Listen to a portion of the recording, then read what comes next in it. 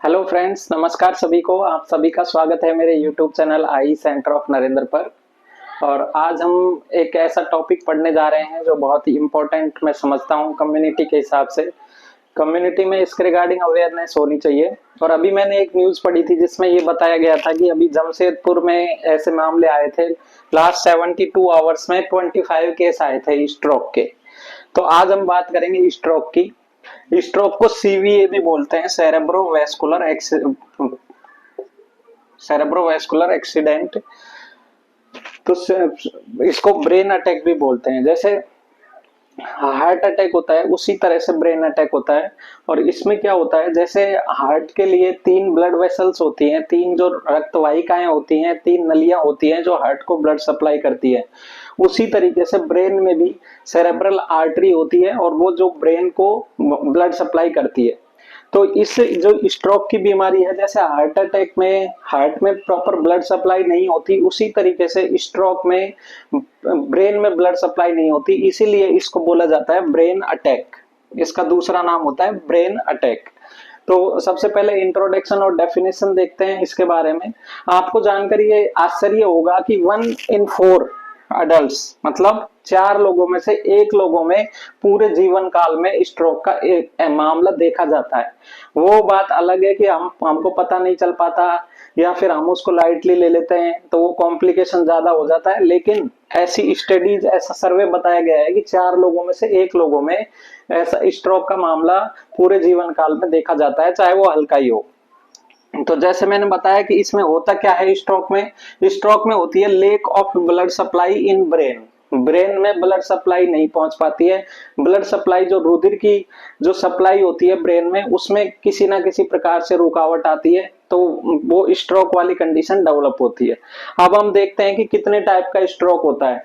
Actually ये कारणों के हिसाब से ही स्ट्रोक को डिवाइड किया गया है कि कौन से कारण में किस वजह से ब्लड सप्लाई ब्रेन तक नहीं पहुंच पा रही, उस हिसाब से इसको टाइप का डिवाइडेशन किया गया है। सबसे पहले हम देखते हैं कि इस्कीमिक मतलब होता है लेक ऑफ ब्लड सप्लाई। कहीं भी जो इस्कीमिक वर्ड आता है तो इसका मतलब होता है लेक ऑफ ब्लड सप्लाई। तो यदि मैंने जैसे बताया कि ब्लड सप्लाई ब्रेन में नहीं हो रही तो उसको उसकी वजह से स्ट्रोक हो रहा है, तो उसको बोलते हैं इस्कीमिक स्ट्रोक में क्या होता है, जैसे ये रुधिर वाहिका है, इसमें यदि बीच में कोई क्लॉट आ रहा है, कोई किसी भी प्रकार की कोई रुकावट आ रही है, उसकी वजह से ब्रेन में ब्लड सप्लाई नहीं जा रही है, तो स्ट्रोक की कंडीशन डेवलप हो जाएगी। और क्योंकि हम जानते हैं कि रुधिर की वजह से ही जो होता है, रुधिर की वजह से ही हमारी जो ऑक्सीजन जाती है सेल्स में, जो दिमाग मस्तिष्क की जो कोशिकाएं होती है उनमें ऑक्सीजन पहुंचती है, वो ब्लड ही लेके जाता है, प्लस में साथ में न्यूट्रिएंट्स जाता है, ग्लूकोज जाता है ब्लड के साथ में। तो ये सब चीजें जब नहीं पहुंचेंगी तो ब्रेन की जो सेल्स होती हैं, मस्तिष्क की जो कोशिकाएं होती हैं, वो डेड होने लग जाती हैं और अल्टीमेटली उसका जो फंक्शन होता है वो डिस्टर्ब होने लग जाता है और कहीं ना कहीं बॉडी में उसके सिम्टम दिखने लगते हैं, जैसे पैरालिसिस वगैरह हमने सुना है।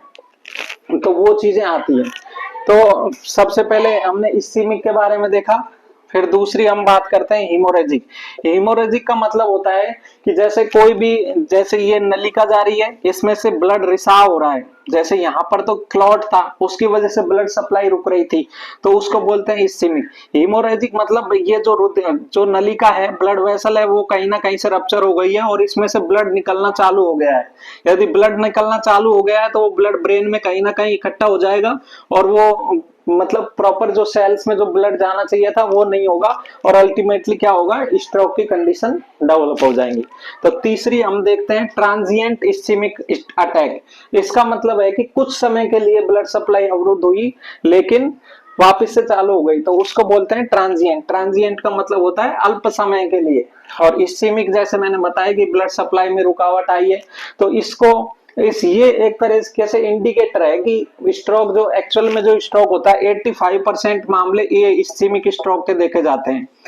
तो ये एक्चुअली एक तरीके से वार्निंग है, एक तरीके से इंडिकेटर है कि अब आप समझ जाइए, नहीं तो विद इन 3 मंथ्स में ऐसा कोई इन दोनों में से कोई किसी ना किसी प्रकार का स्ट्रोक होगा और उससे बहुत बड़े सिम्टम डेवलप होंगे। इसमें हालांकि इतना बड़ा सिम्टम डेवलप नहीं होता, बॉडी में हल्का सा वार्निंग साइन मिल जाता है। कुछ ना कुछ हल्का से डिस्टरबेंस यदि कोई ध्यान देने वाला होता है, जिसको जागरूकता होती है, वो ध्यान दे लेता है, और नहीं तो इग्नोर करता है, और अल्टीमेटली इन दोनों में से किसी ना किसी स्ट्रोक का उसे सामना करना पड़ता है। तो हमने बात की कि स्ट्रोक क्या होता है। स्ट्रोक का मतलब ब्रेन में ब्लड सप्लाई नहीं पहुंच पा रही। ब्लड सप्लाई नहीं पहुंच पा रही तो उधर क्या हो रहा है, उधर जो मस्तिष्क की जो कोशिकाएं हैं उनको ऑक्सीजन नहीं मिल पा रही, उनको ग्लूकोज नहीं मिल पा रहा, तो वो तुरंत डेड हो जा रही है, और उस वजह से हमारे जो शरीर की जो फंक्शनिंग है वो डिस्टर्ब हो रही है।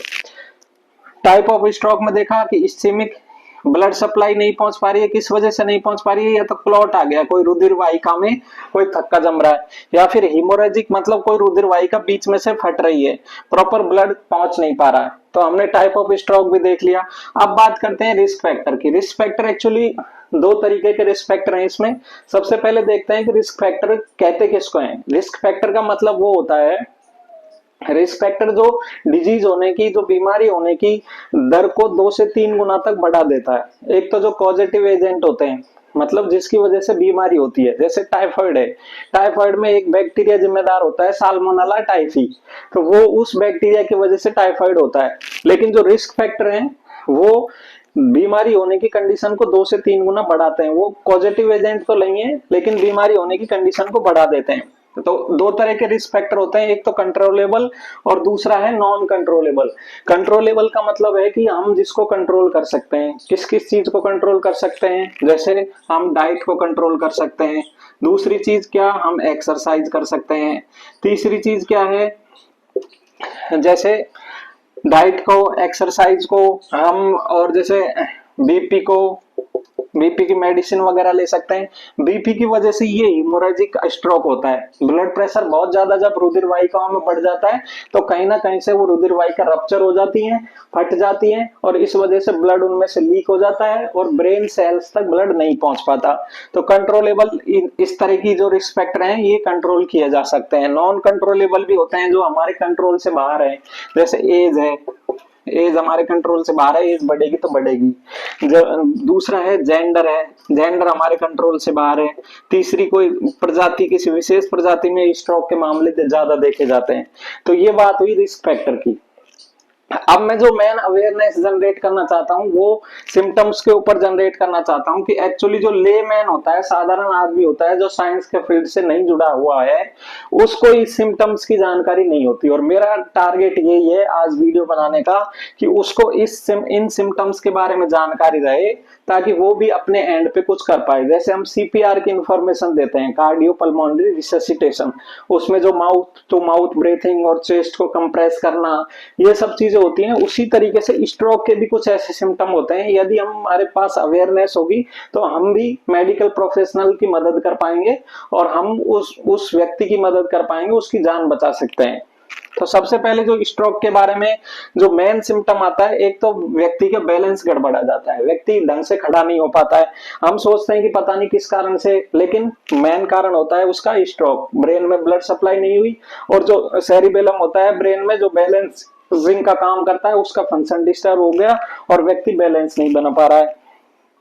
दूसरी चीज है आई लिड गिर जाती है। जैसे बात करते करते आई लिड फोकस नहीं कर पाऊंगा मैं किसी भी चीज पे, और मेरी एक आई लिड ड्रॉप हो जाएगी। तीसरी चीज है फेस ड्रॉप हो जाएगा। एक साइड से जैसे स्माइल करूंगा तो फेस एक साइड से ड्रॉप करने लग जाएगा। चौथी चीज है आर्म, दोनों आर्म को एक साथ नहीं उठा पाऊंगा। और ये पांचवी चीज है स्पीच, ढंग से बोल नहीं पाऊंगा, तुतला के बोलूंगा या स्लर्ड स्पीच आएगी। उस टाइम पे समझ जाना है कि उस टाइम पे तुरंत ये इमरजेंसी सिचुएशन है और तुरंत 108 पे कॉल करना है। तो जैसा मैंने बताया ये एक टर्म है बी फास्ट। इस टर्म से इसको याद किया जाता है। बी मतलब बैलेंस, ई मतलब आई, एफ मतलब फेस, ए से आर्म, एस से स्पीच और टी से टाइम। तो ये जो मेन इंपॉर्टेंट सिम्टम्स होते हैं। कुछ जैसे वार्निंग साइन भी होते हैं स्ट्रोक के आने से पहले, जैसे बॉडी में वीकनेस, यदि किसी एक हिस्से में बॉडी में वीकनेस फील हो रही है तो इसका मतलब कुछ समय बाद स्ट्रोक की कंडीशन डेवलप हो सकती है और ब्लड सप्लाई कहीं ना कहीं हमारे ब्रेन में बाधित हो रही है। दूसरी चीज, जैसे बोलने में किसी प्रकार की कोई बाधा आने लग गई, अचानक से कोई आदमी ढंग से बोल रहा है लेकिन किसी प्रकार की कोई बोलने में प्रॉब्लम आ रही है। डिजीनेस, बैलेंसिंग में प्रॉब्लम आ रही है, यदि किसी के पेन रहने लग गया किसी हैंड में या फिट में, और वो वर्स हो रहा है, वर्स मतलब बढ़ रहा है किससे बढ़ रहा है, यदि किसी मूवमेंट से या फिर टेम्परेचर में चेंज होने से भी यदि कोई पेन बढ़ रहा है किसी पर्सन के हाथ और पैर में या फिर किसी भी एक्सट्रीमिटीज में, तो ये एक स्ट्रोक का वार्निंग साइन है, उसको स्ट्रोक का अटैक पड़ सकता है, उसको ब्रेन अटैक पड़ सकता है। अभी जो जो मैंने न्यूज बताई थी शुरू शुरू में, उसमें यही था कि लोग एसी, जो टेम्परेचर चेंज हो रहा था, एसी से एकदम से बाहर निकल रहे थे और अचानक से उनके पैरालिसिस हो गया, तो वो एक स्ट्रोक की कंडीशन ही है। तो इस चीज पे हमें ध्यान देना है। डायग्नोसिस कैसे करते हैं स्ट्रोक का, हम इसमें ज्यादा कुछ अपनी तरफ से कर नहीं सकते, मेडिकल जो हॉस्पिटल्स होते हैं उसी में इसका ट्रीटमेंट है। हमारा काम ये है, जो लेमैन का है, जो साधारण आदमी का, वो इन सिम्टम्स को पहचाने। यदि कोई आपके सामने बैलेंस नहीं बना पा रहा है, उसकी आईलिड ड्रॉप हो गई, फेस ड्रॉप हो गया, फेस एक साइड से ड्रॉप हो गया, या फिर आर्म्स को खड़ा नहीं कर पा रहा, स्पीच नहीं बोल पा रहा ढंग से, तो ये 108 पे कॉल करने वाली सिचुएशन है। बात कर रहे थे हम डायग्नोसिस की, तो सीटी स्कैन करते हैं, एमआरआई करते हैं, मैग्नेटिक रेजोनेंस इमेज, ईईजी करते हैं, इलेक्ट्रोएन्सेफेलोग्राम जिसमें ब्रेन की पूरी, जैसे हार्ट की ईसीजी होती है उसी तरीके से ब्रेन की होती है ईईजी, इलेक्ट्रोएन्सेफेलोग्राम। फिजिकल एग्जामिनेशन, इन सब चीजों, ये सब चीजें फिजिकल एग्जामिनेशन में काउंट होती है। फिजिकल एग्जामिनेशन से हम जान सकते हैं कौन कौन से ऐसे फूड्स हैं जो हमें इस स्ट्रोक की बीमारी से बचा सकते हैं, और वो हम एक तरीके से एक प्रिवेंटिव फैक्टर्स में गिने जाते हैं, मतलब एक तरीके से एक बचाव, एक रोकथाम की तरीके से। जैसे बार्ले है, बार्ले का मतलब होता है जौ, बनाना है, केला है, आलमंड्स जैसे बादाम हो गए, ओट्स हैं, स्ट्रॉबेरी है, ब्लैकबेरीज हैं, ये सब चीजें क्या करती हैं, ये हमारी ब्लड वेसल्स को स्ट्रेंथनिंग करती है और जो हमारी ब्लड सप्लाई को प्रॉपर तरीके से सुचारू रूप से चालू रखती है। तो ये बताया मैंने स्ट्रोक के बारे में। एक सबसे मोस्ट जो इम्पोर्टेंट चीज है वो बी फास्ट है, बैलेंस, आई, फेस, आर्म, स्पीच और टाइम।